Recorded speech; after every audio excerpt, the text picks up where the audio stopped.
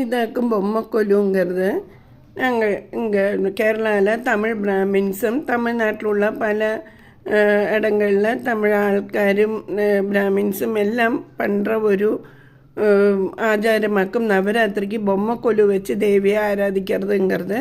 இந்த பொம்மைக்கொலு வைக்கிறதுக்கு பின்னால் உள்ள ஐதீகம் என்னென்னா, தேவி பராசக்தி பண்டாசுரன்கிற அசுரனை நிகிரகிக்கிறதுக்கு அவதரித்தப்போ 9 தட்டுள்ள தேரிலேயாக்கும் அவ இறங்கி யுத்தத்துக்கு வரானாக்கும் ஐதீகம்.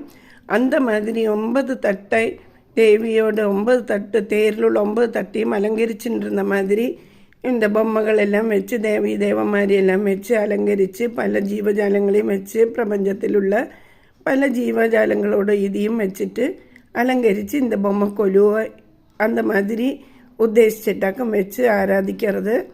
ഇതാക്കും ബൊമ്മക്കൊലു വെച്ചിട്ട് ആരാധിக்கிறதோடு ഒരു നവരാത്രിക്ക് ബൊമ്മക്കൊലു വെച്ച് ആരാധിக்கிறதோடு ഒരു ഐതിഹ്യം. இங்கே தேவியை இப்படி வந்து பகவதி 9 நாள் யுத்தம் பண்ணினதோடு ஓர்மைக்கு இப்படி வச்சு ஆராதித்து விஜயதசமி அன்னைக்கு பூஜை பண்ணி நம்ம இந்த நவராத்திரியை கொண்டாடுறோம்.